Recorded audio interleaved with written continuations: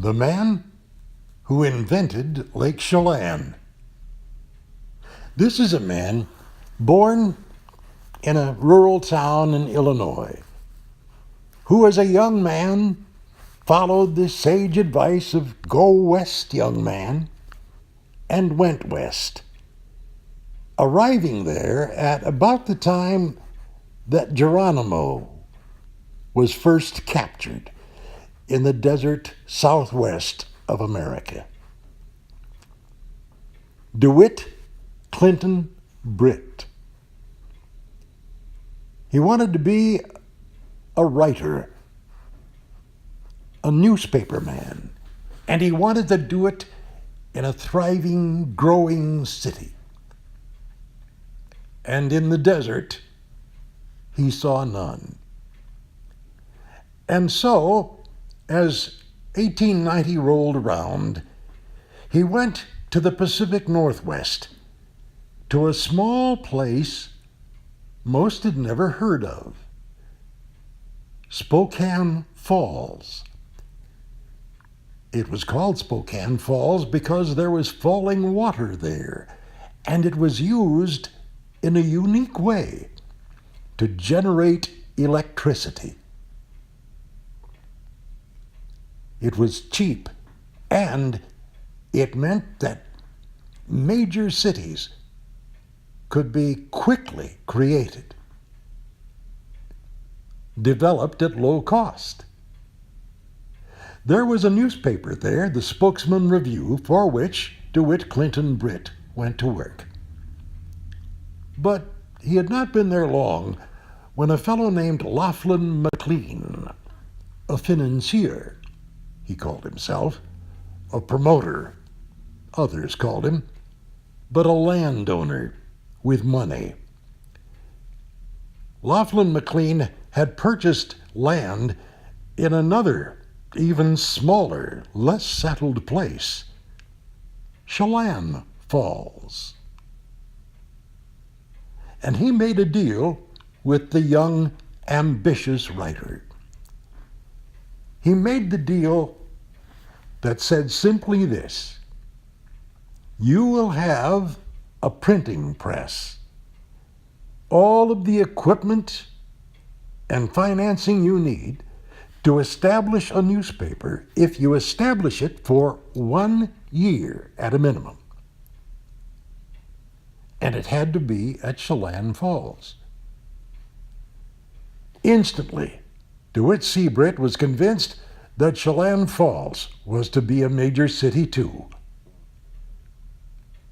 He established his newspaper in August of 1891, and in his very first edition claimed that Chelan Falls was to be the next Denver in the Pacific Northwest, that it would be a haven for tourists along the Columbia River, at which banks Chelan Falls rested, and it would be a mega city.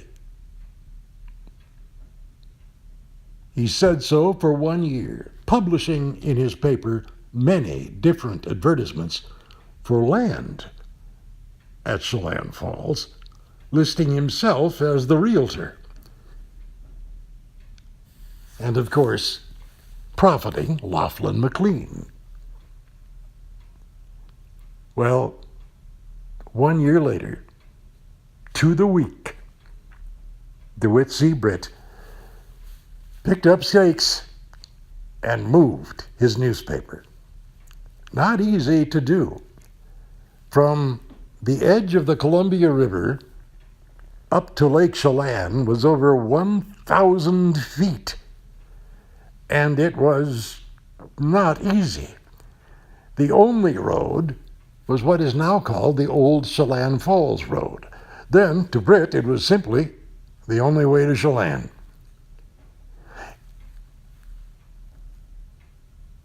The Chelan River ran at the bottom of this cavernous canyon, a canyon with walls of shale easily crumbling into the river far below. To take a wagon up that road was, well, a harrowing experience. And it took a 10-horse wagon to pull that printing press up that very narrow, winding, dangerous road. But it was done. DeWitt Sebright was not easily daunted. He established his newspaper at what is now Chelan. It was barely a settlement then, no city at all. But his newspaper established there, once again, said that this was to be a major city. Well, the newspaper was not all that influential. There just weren't enough people to be influential, except the very earliest internet, if you will, was available.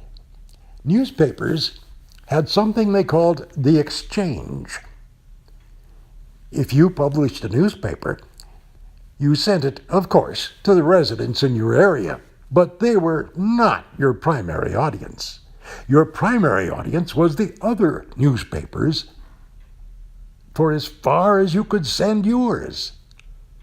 So Britt sent his paper to Waterville, to Coulee City, but also to the bigger towns, like Spokane Falls, and like Seattle, and more. In return, he got the news from those communities. And it was from those communities that the people in Chelan had come. So he printed news in tiny bits of their place of origin. So they would read his paper, and so on.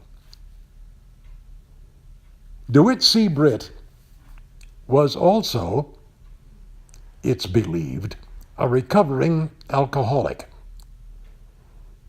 But he worked, and he was in his prime, in his early 40s at Chelan. And he met some very interesting people, because Chelan was also the jumping off point for tourists who would go deep into the mountains. Lake Chelan, he said, was probably over 60 miles long, and while it started in the Chelan community, it ended deep in the heart of the Cascade Mountains, where Stephen Barton, brother to the famed Clara Barton, had decided to risk a railroad. Barton's dream was a railroad that would go along the shore of Lake Chelan all the way to Stehekin. Stehekin being the Indian word for the way through. A mountain pass was there, and Barton believed he could build a railroad through that pass to service the great Puget Sound area and connect the east of the state with the west. While there at Fields Point, Stephen Barton was visited by his sister, Clara Barton. She of fame in the American Civil War, who treated soldiers while they were under fire, and herself had a bullet pass through the sleeve of her blouse, without harming her but killing the soldier that she was helping. A lady of great courage, 70 years old in 1892, and a tourist herself, visiting her brother at Fields Point, where she wrote letters and in a diary, saying that Lake Chelan was a place of unsurpassed beauty, as she put it, and saying that the miners there, who were prospectors looking for gold, were fascinating people, and that trips into the mountainside by horseback were scenes of amazing glory. In other words, she was a promoter for Lake Chelan too. Her letters to Eastern financiers, from whom she was trying to raise money for the Red Cross, were most effective and brought more and more people to the area.